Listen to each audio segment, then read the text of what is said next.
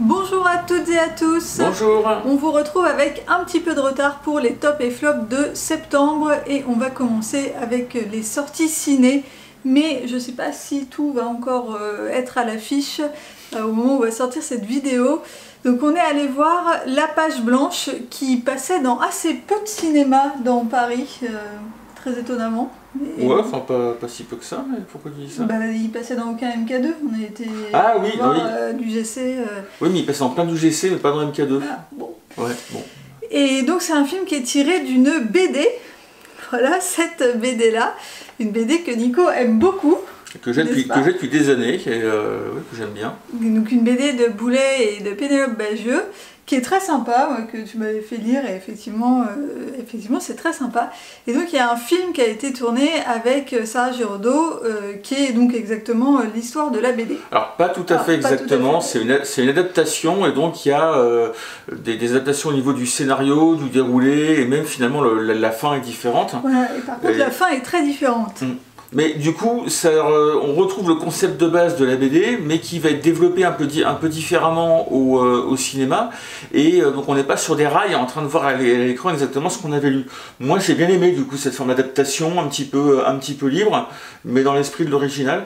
Je préfère la BD quand même, dans le message qui est délivré et dans la fin. En fait, j'ai préféré la fin de la BD. Oui. Je me demandais comment ils allaient amener ça, et puis en fait, la fin est très différente. Et bon, voilà. Mais le film il est bien réalisé, Sarah Giraudot elle joue bien, sympa, c'est agréable, c'était un bon moment. Ensuite, un autre film qu'on a été voir récemment, c'est un film historique qui s'appelle Le Tigre et le Président, et qui raconte l'histoire du président Paul Deschanel, qui a été en fonction pendant la Troisième République, c'était pendant l'entre-deux-guerres, très brièvement, quelque chose comme 6 mois, ouais, c'est ça, ouais. Et qui est connu en fait pour être le président qui est tombé d'un train, c'est-à-dire qu'il dans un voyage de nuit, il est tombé du train par accident, après ça les mecs l'ont ramassé, il a dit salut je suis le président, les gens rigolaient, bah oui moi je suis le roi d'Angleterre, donc tout ça est un petit peu remis en scène, réinterprété. Alors qui est connu, moi personnellement je ne connaissais pas du tout Paul Deschanel. Il est resté connu dans l'histoire, quand on cite son nom dans l'histoire, c'est pour dire que c'est le président qui était tombé dans le train. Voilà. Mais moi honnêtement, si j'ai déjà entendu parler de lui, je n'en avais aucun souvenir. Moi j'étais déjà tombé une fois sur une vidéo d'anecdote qui parlait de lui il y a longtemps, mais voilà, c'est sûr qu'il n'a pas marqué les esprits politiquement, il n'a pas eu le temps pour ça. Et donc on le voit pendant le film aussi se tirer un peu dans les pattes avec Clémenceau, d'où le titre le Tigre et le Président. Et on n'a pas précisé les acteurs qui jouaient, donc Paul Deschanel est joué par Jacques Gamblin et Clémenceau est joué par André Dussolier. Donc c'est deux acteurs que j'aime beaucoup. Et déjà rien que pour ça le film il vaut la peine d'être vu, les deux jouent très bien, et enfin il crée vraiment une ambiance. On se laisse vraiment emporter dans la narration de ce film, c'est très agréable. Et voilà, le film est vraiment très sympa, et après on se demandait quelle était la part vraiment de vérité en fait sur les actions qu'a entrepris Paul Deschanel ou les idées qu'il avait pendant son court mandat. Et en fait, on a regardé, c'est quand même assez fidèle à la réalité, quoi, à ce qui s'est vraiment passé pendant c'était 6 mois, 9 mois, je sais plus exactement. C'est un mec qui, pendant la Troisième République, à peine en fonction, s'est mis à parler de droit de vote des femmes, droit de vote des femmes qui finalement n'est arrivé qu'après la Seconde Guerre mondiale, assez tardivement d'ailleurs pour la France. Et donc lui il est arrivé en fonction et il parlait de ça direct, mais à l'époque tout le monde lui riait au nez. Et c'est ce qu'on voit aussi dans le film. On va pas en dire plus après sur le personnage de Paul Deschanel et pourquoi il a régné que 6 mois et ce qui lui est arrivé, parce que... Il n'a pas régné. Ouais, régné, il a été en fonction, pardon. C'était pas un roi, mais... Ok, oui. Enfin bref, les raisons pour lesquelles il était en fonction que 6 mois, on va pas raconter le détail, même si c'est connu historiquement.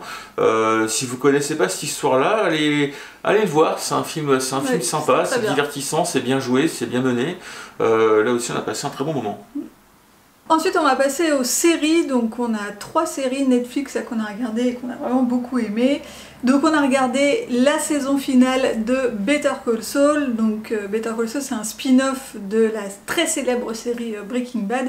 C'est un spin-off sur l'avocat en fait de Breaking Bad qui s'appelle Saul Goodman. Et c'est une série qui est franchement trop bien, enfin moi j'ai adoré. toi aussi, je pense. Ah oui, complètement, ouais, complètement. Enfin, en plus, les spin-offs, souvent, ça reste quand même dans la même veine que la série originale. Et là, pas du tout, l'histoire est vraiment complètement différente. On retrouve juste les personnages, certains personnages de Breaking Bad, mais l'histoire est vraiment très différente. En fait, c'est plus du tout les mêmes enjeux que dans Breaking Bad. C'est pas les mêmes enjeux, et donc, même si c'est le même univers, ça change complètement l'ambiance. Et le scénario est vraiment très original. Enfin, moi j'ai trouvé que l'histoire était... Enfin, c'est vraiment quelque chose qu'on n'a jamais vu, quoi. Enfin, non. Ouais, je dirais pas jusqu'à ce point-là. Mais moi j'ai trouvé ça vraiment très original. Ouais. En tout cas, à minima, c'est hyper bien écrit et très, très prenant, ça c'est sûr. Franchement...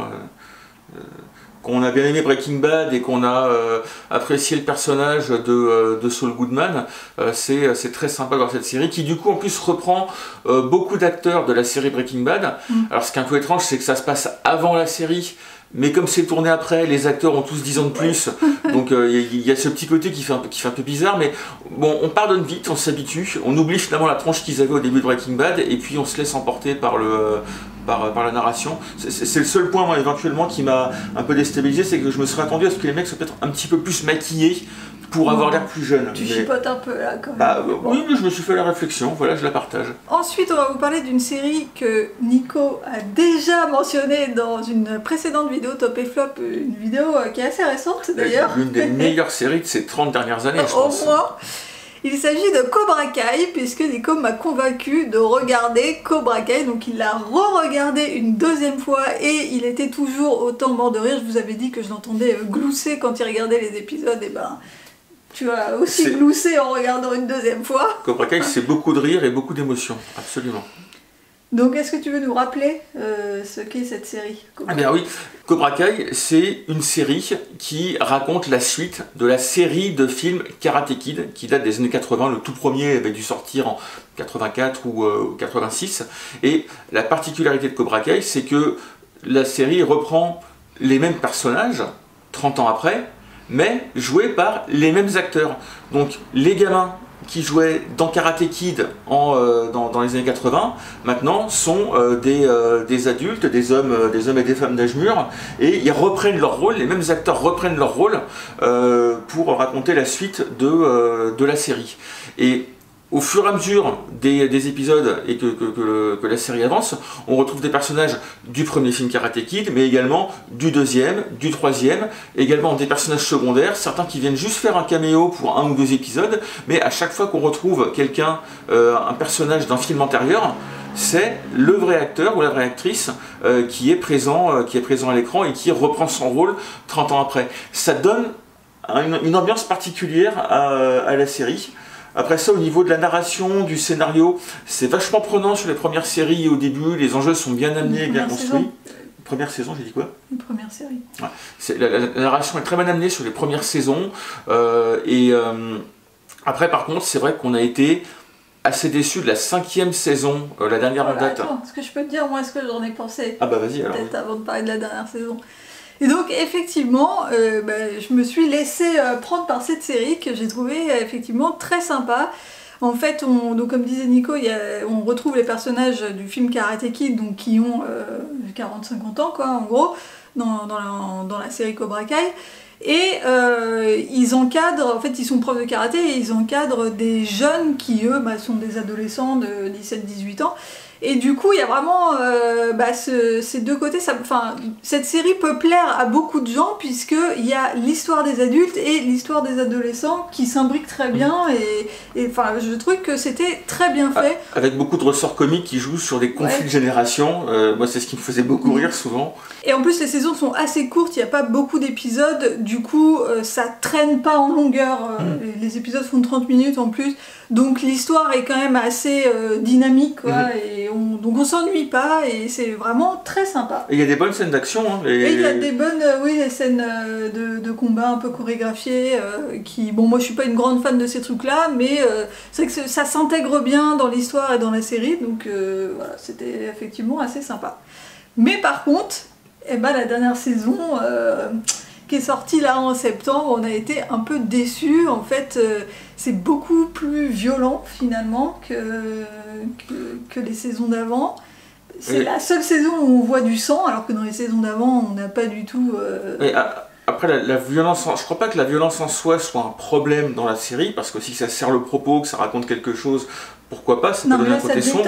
Avec les saisons d'avant. Exactement, là ça détonne avec les saisons d'avant, et surtout, ça devient en fait too much dans le développement, dans le développement des enjeux. À un moment donné, la rivalité entre clubs de karaté, ça peut pas escalader dans des niveaux aussi absurdes. Et du coup, ce qui au début était un petit peu haletant et assez prenant parce qu'on se mettait à la place des gens, on finit par se distancier dans cette saison 5 en se disant non mais là en fait c'est too much, c'est un peu abusé. On est content de continuer de suivre les personnages qu'on a appris à aimer, à apprécier. Mais on est moins embarqué que les saisons précédentes. La réalisation est très différente aussi. Oui, des saisons d'avant, c'est filmé, pas du tout de la même manière. Il y a beaucoup de scènes filmées de caméra à l'épaule, qui bougent beaucoup. Enfin, c'est un peu la Michael Bay limite. Ce qui n'est pas un compliment pour ce type de scène. Et bon voilà, du coup on a été un peu déçus par cette saison-là. Mais on regardera quand même la saison 6 quand elle sortira et peut-être que dans un an on râlera sur la saison 6. Toi aussi maintenant, on a un contrat moral, Valérie. Et ensuite on a regardé une série, alors c'est une mini-série, il n'y a qu'une seule saison de je sais plus 8 ou 10 épisodes qui s'appelle Maid, donc M-A-I-D, femme de ménage en anglais. Et donc c'est tiré d'un livre qui est une autobiographie, donc c'est inspiré d'une histoire vraie. Donc alors rapidement pour raconter le début, en fait on suit une jeune fille qui habite avec son conjoint et sa petite fille qui a 3 ans. Et en fait son conjoint est violent, il est alcoolique, voilà.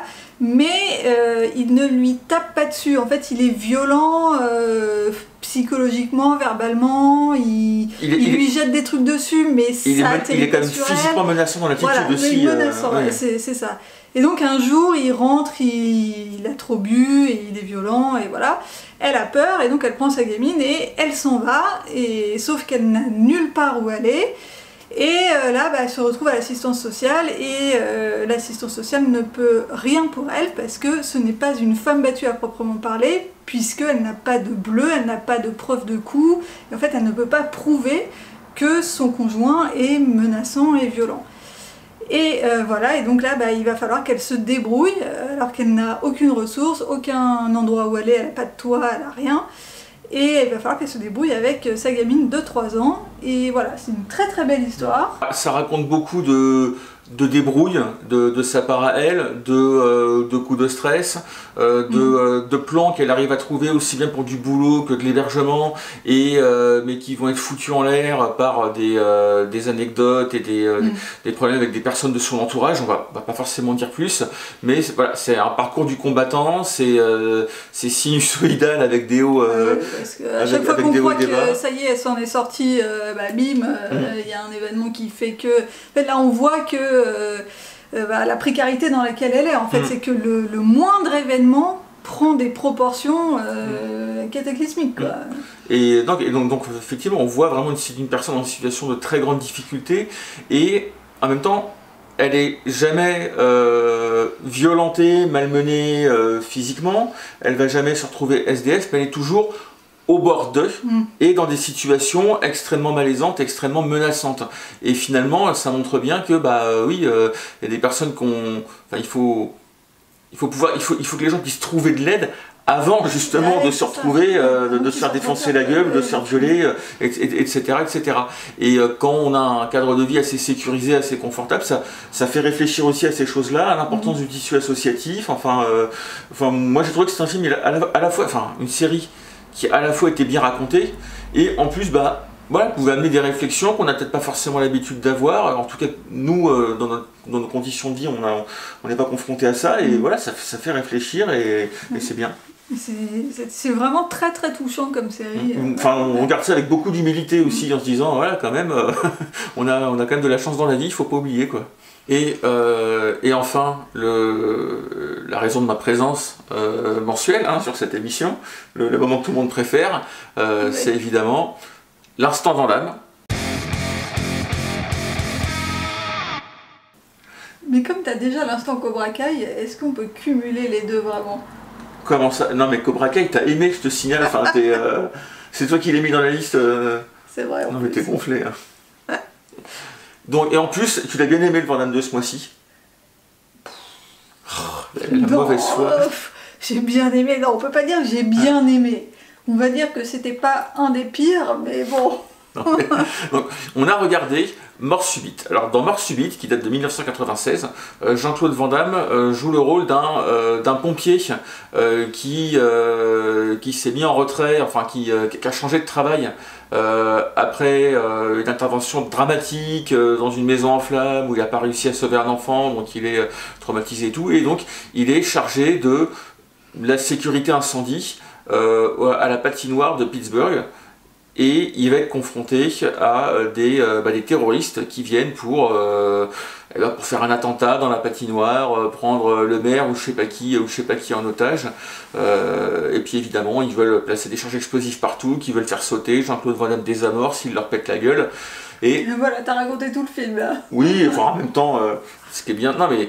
Ce qui est bien avec les films de Jean-Claude Van Damme, c'est que le scénario n'est pas très compliqué. Non, mais tu spoil jamais grand-chose, voilà. Non, après, j'ai trouvé que les scènes d'action étaient sympas, notamment les scènes de bagarre dans la cuisine sont assez inventives dans les techniques déployées, la manière dont les mecs se font buter, donc ça c'est pas mal.